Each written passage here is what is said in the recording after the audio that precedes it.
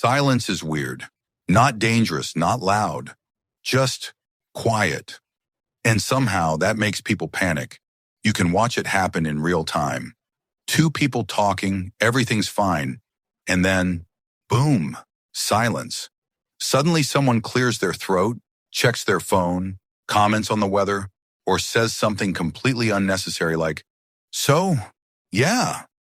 That awkward feeling in your chest? That's not random. Your brain is reacting for a reason. Here's the thing no one tells you. Your brain hates silence because silence gives it too much room to think. When there's noise, conversation, or background sound, your mind stays busy. But silence removes distractions. And when distractions disappear, your thoughts step forward like, "Hey, remember us?" Not always fun thoughts either. Doubts, worries, unfinished conversations, awkward memories from 5 years ago. You know the ones. Think about elevators. Why do people stare at the numbers or their shoes?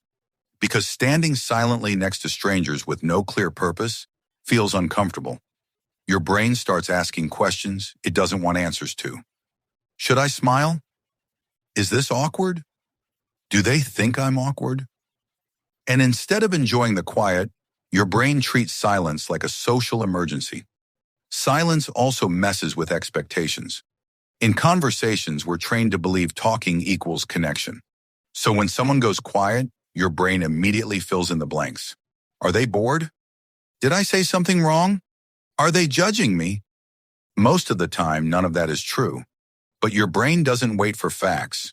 It jumps straight to assumptions. It hates not knowing what's going on. There's also a power thing happening. Silence gives control to the quiet person. That's why interviews, negotiations, and serious conversations feel tense when someone stops talking. The silent person isn't doing anything, but the other person feels pressure to fill the gap. Ever noticed how people start oversharing when there's silence? That's not honesty. It's discomfort. The brain would rather say something silly than sit with uncertainty. Here's a simple example. You ask someone a question, and they don't answer right away. Just a few seconds. Your heart rate goes up a bit. Your mind starts racing. Meanwhile, they might just be thinking, but your brain doesn't care.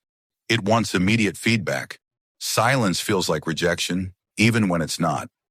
And let's talk about phones for a second. Why do people grab their phone the moment there's silence? Standing in line, waiting for food, sitting alone at a cafe. Silence hits. Phone comes out. Not because there's something important to check, but because silence forces awareness. Awareness of yourself, your surroundings, your thoughts. And that can feel uncomfortable if you're not used to it. But here's the twist. Silence isn't the enemy. It's actually a mirror. It shows you what your brain is trying to avoid.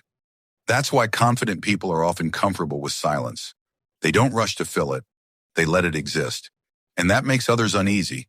Not because silence is bad, but because it exposes who's in control. Silence also makes conversations more meaningful. When you pause before responding, people listen more closely. Your words feel heavier, more intentional. That tiny gap signals confidence and thoughtfulness. It tells the other person, "I'm not rushing, I'm choosing my words." Your brain might scream at first, but over time, it learns that silence isn't danger. It's space. So next time silence shows up, don't fight it immediately.